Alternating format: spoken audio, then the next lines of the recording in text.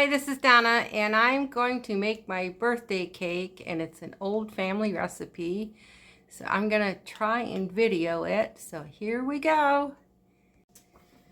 This is my grandma's birthday cake recipe. It's called a sponge cake.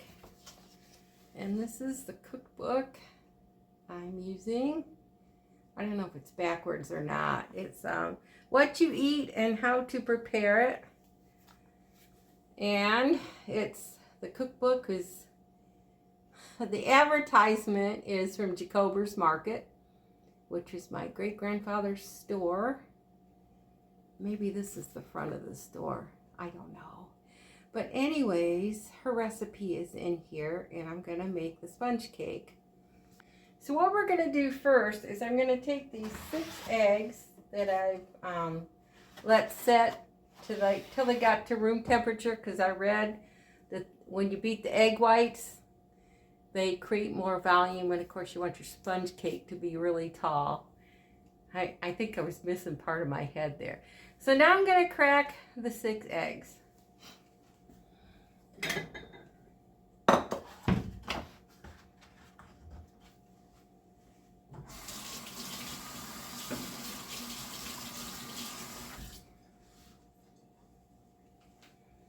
I wanted to make sure my hands are clean before I cut the eggs.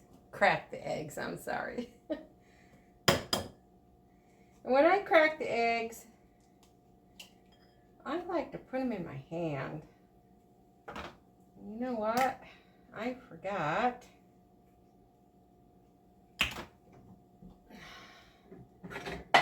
To get a bowl for the yolk. So this one's not quite.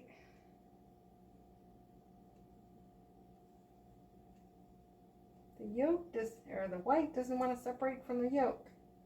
Here we go. Now I'm going to close my cupboard door. 1 down, 5 to go.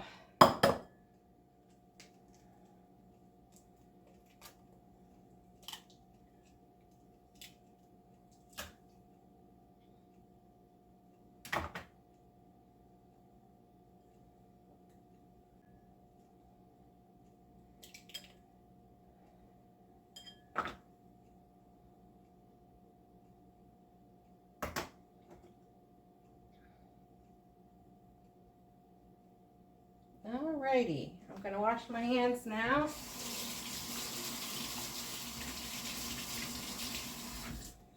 I saved the eggs shells for my garden. I'm going to put these off to the side.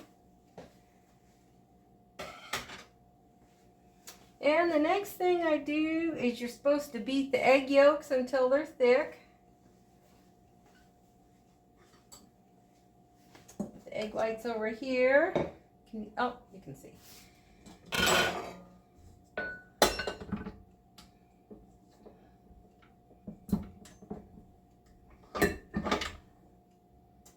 I'm going to see if I can. There's a bit of egg white left. I'm going to see if I can spoon that out real quick without bothering the yolks.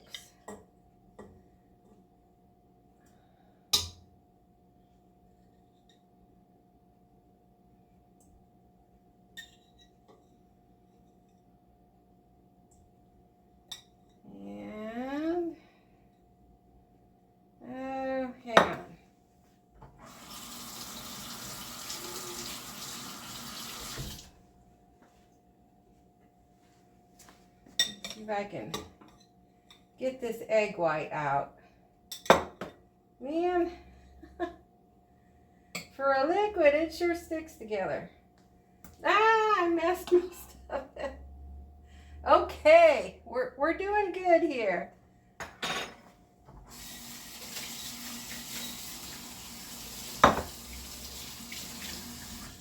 Since the egg white is going to be cooked, I felt confident putting it into the bowl. If it had been raw and going to be eating it, I would have thrown it out. Okay, so the next thing I'm going to do is beat the egg yolks until they're thick. Okay, the next thing, I think they're thickening. The next thing you do is you gradually add sugar, and you use 1.5 cups of sugar. So it says to gradually add the sugar. I'm going to do 1/2 cup of sugar at a time.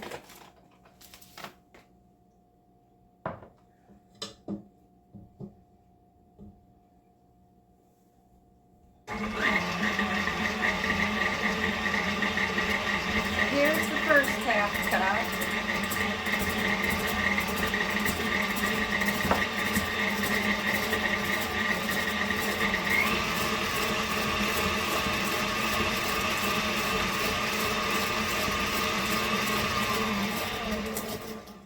And that looks like it's fully incorporated.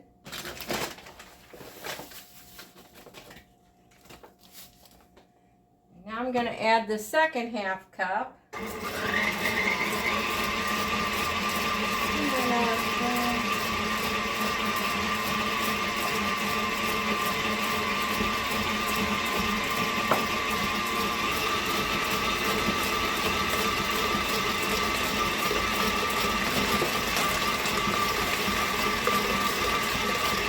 I'm going to add the third 1/2 cup.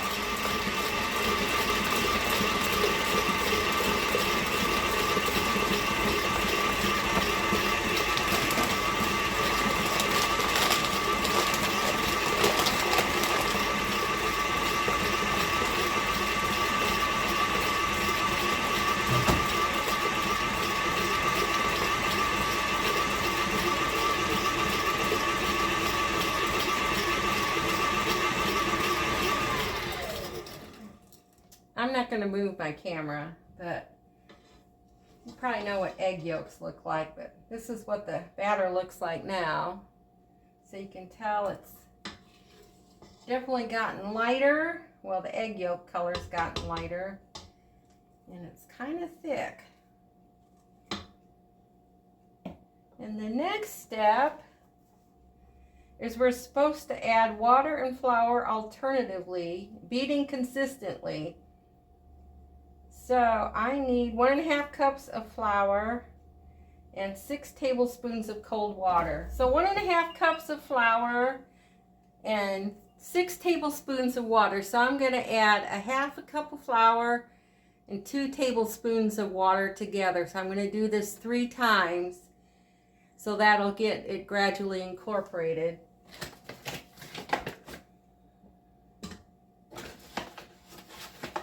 And I don't bake much anymore. When my kids were at home, I baked all the time.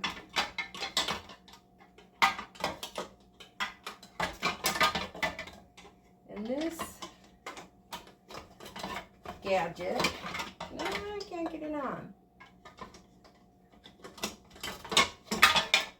Let me try it this way. Okay, we've got it. So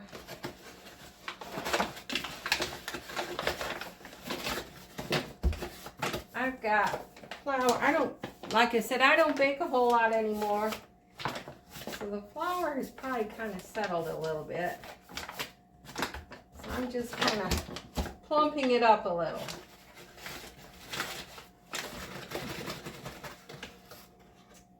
And yep, you can see what I'm doing. So here's the first 1/2 cup.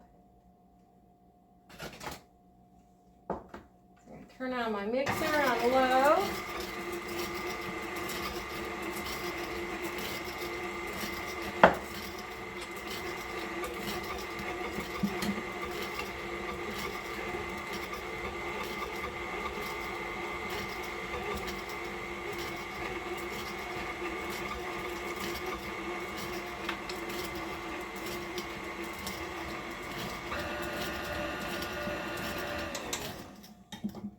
This off so you can kind of see. This is what the batter looks like now. It's a little runnier. Can you see it? Yep, you can see it. It's a little runnier. So now I'm going to add the second 1/2 cup of flour and 2 tablespoons of water.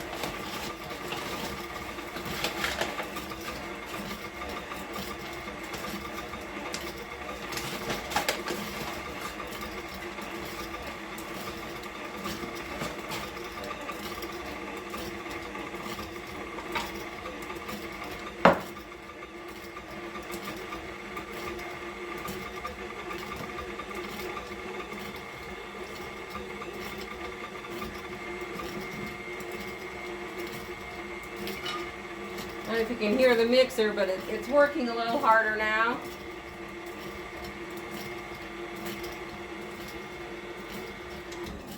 It looks pretty good. And when you're blending with flour ingredients, you usually want to do it low. So it's about the same consistency. I think maybe the water and the flour together kind of keeps it the same consistency. Okay, so now I'm going to add my last third of flour and cold water.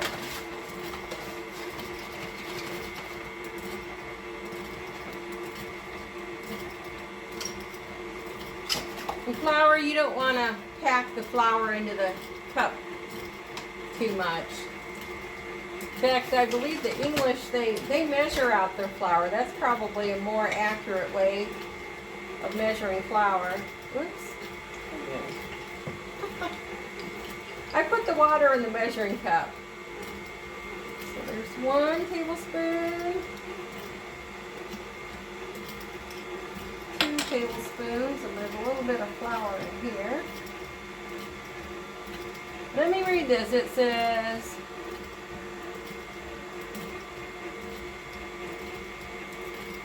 this assumes you know how to bake a cake, because the next sentence says to beat the egg whites until they're almost stiff. Well, you have to do that separately. And this is looking good. So I am going to turn this off. And now I'm going to do the egg white.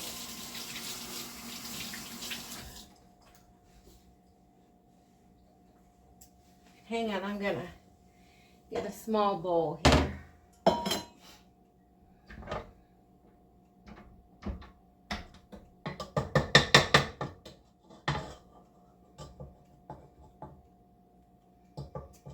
This will take a while. I'm gonna have to wash the bowl. I only have 1 mixing bowl.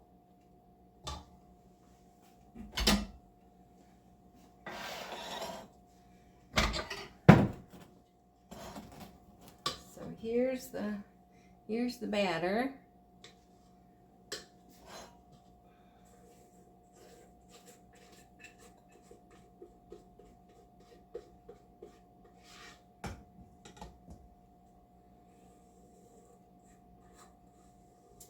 Now, I remember my grandma used to say this was an economical cake because you didn't use any oil or butter or anything. I suppose that's true.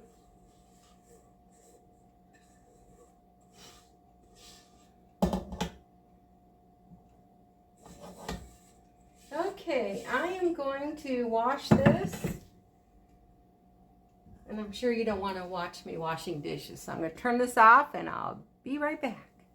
Turn the oven on. I was supposed to preheat it to 325 degrees, and I knew since I was talking while I was making the cake, the oven would definitely be warm before I was done making it. So the oven is on, and this has been washed.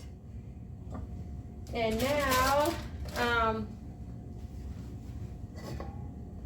this is the cake pan we use to make the sponge cake. I put it off to the side. And the base here, I am going to make a circle with the wax paper. And cut around, and I'm going to put it at the bottom of the cake pan, because sometimes the cake will stick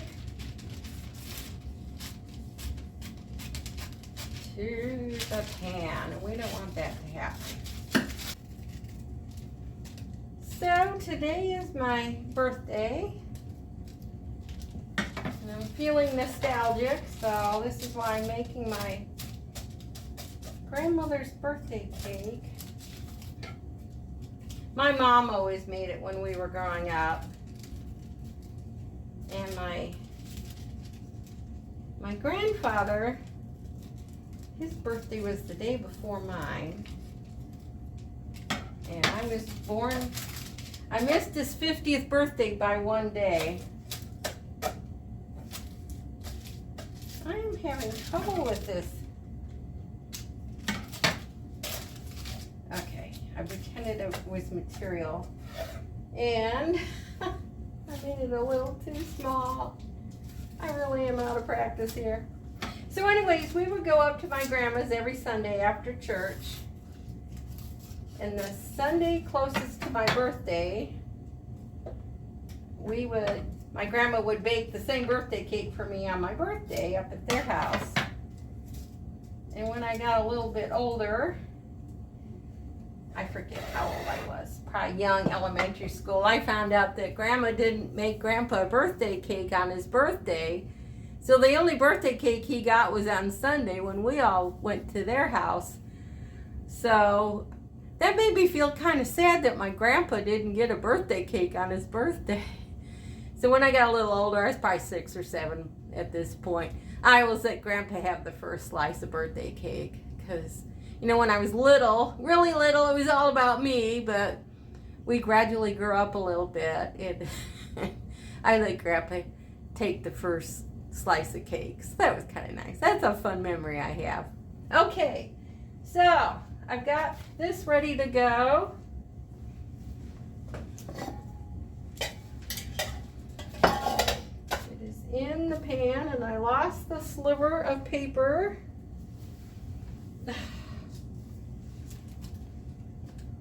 The side that goes down is the side that fell on the floor, so we're good. I'm not doing another one. Okay, so the next thing I have to do, I have to read the instructions. So here's my egg whites. They've been nicely sitting here.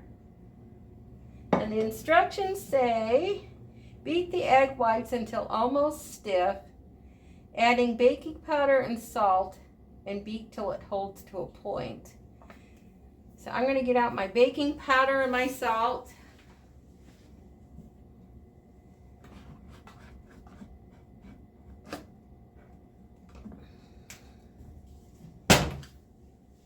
I'm going to open up a new baking powder because my other one's about shot.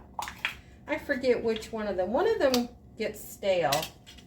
I don't remember which one. And my salt is in the salt shaker. Here it is. Almost out of salt. How much salt do I need? 1/4 teaspoon of salt. Okay. I can take the lid off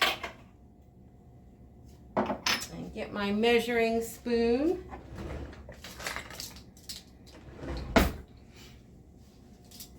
So I need 1½ teaspoons of baking powder. So I'm going to beat the egg whites into almost stiff. Okay. And this is why I'm using the same bowl. I wash it because I love this. It gets the job done much quicker. I've tried beating the egg whites till they were stiff by my hand using a whisk, and man, your arm gets sore after a while. Let me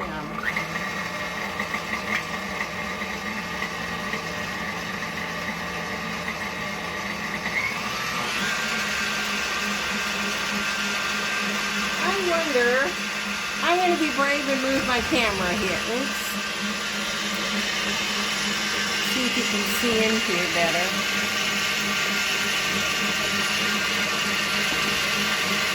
Here we go. I may edit this out, but at least you can see what I'm doing. Kind of cool.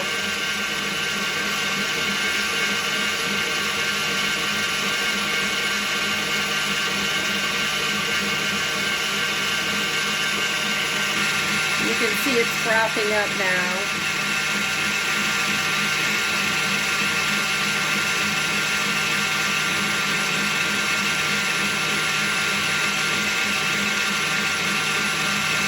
I'm going to put the camera back where it was.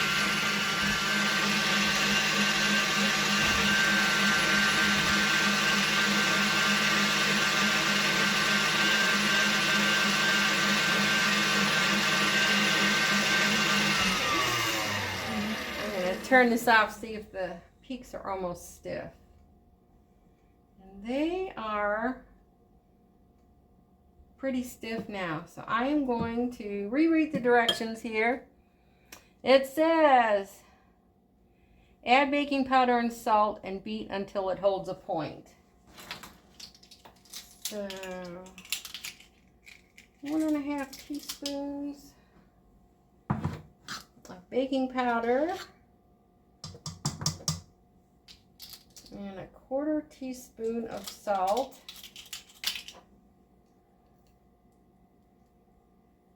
And reading ahead, this is half, so I cut it in half. I'm going to grab my vanilla because it says to add the flavoring.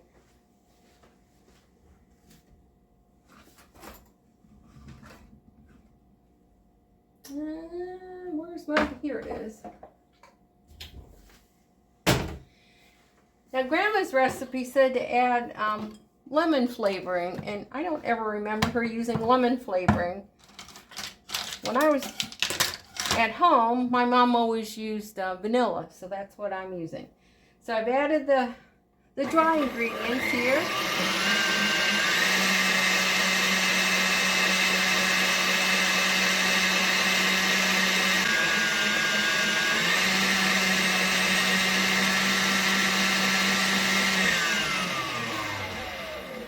Okay. They're definitely stiffer. See? Can you see this?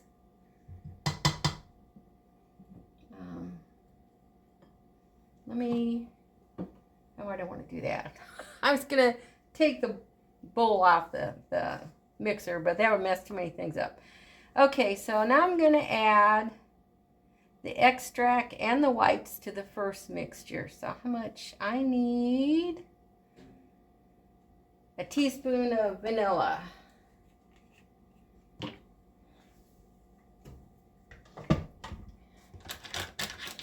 It just says add the extract to the first mixture. Here's 1 teaspoon.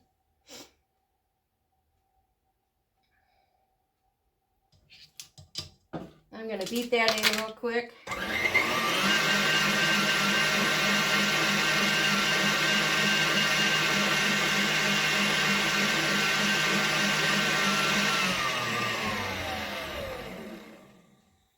I don't think you can overbeat egg whites. If you can, let me know. Okay, the last step, we are going to add the extract and whites to the first mixture. And I've always been told you're supposed to fold it in. So there's the egg whites. Can you see my stiff peaks? Let me see if I can do this right-handed. It kind of looks like really thick soap bubbles, but I would say it's thick. So here is my first mixture that I've had setting aside.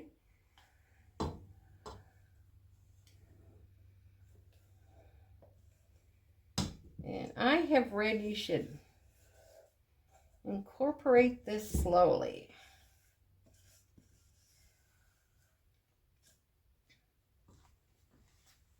Because the egg whites is mostly air.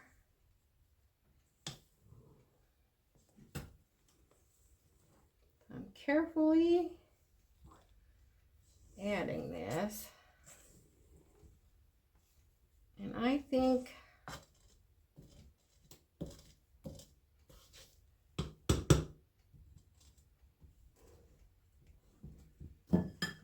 Oops. What I do? You know what? I didn't wash it. I'm going to use this. This is my bread paddle.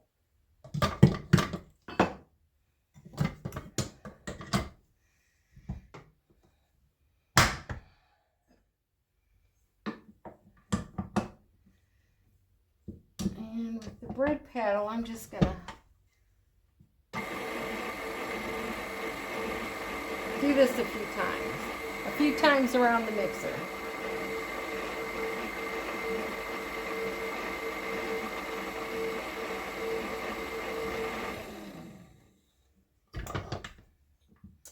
The egg whites have a lot of air in them.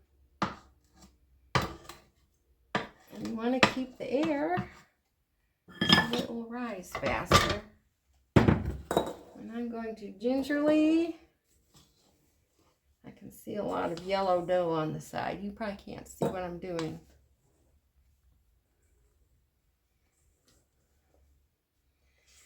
I think this looks good. I'm going to move the mixer back a little bit.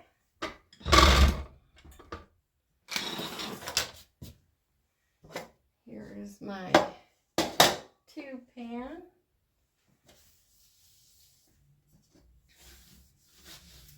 And with these pans, you never want to bake anything with grease in them and then use the angel food cake recipe or the sponge cake recipe, because the dough or the batter will not cling to the sides of the pan if there's grease on it.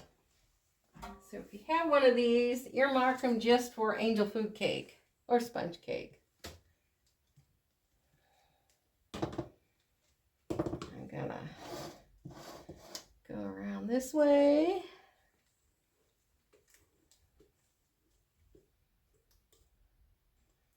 Try to get it even.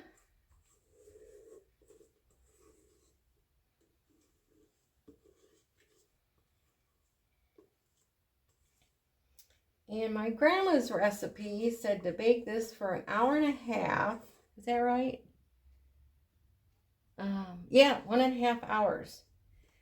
And when I was a young woman, I noticed it looked like it was done after about 1 hour, so I panicked and I called my mom and she said, oh, I never cook it at 1.5 hours. So my notes say 55 minutes. So, and my oven's pretty accurate. You know, I almost said onions. Our ovens vary a little bit. So if your oven's off, you need to adjust your baking. And here, whoops. I like to get every last bit of batter in the bowl. I'm going to cheat and use my finger, which is something I very rarely do. But since this is going to be baked, it'll kill all the germs, right? Okay, it is going in the oven.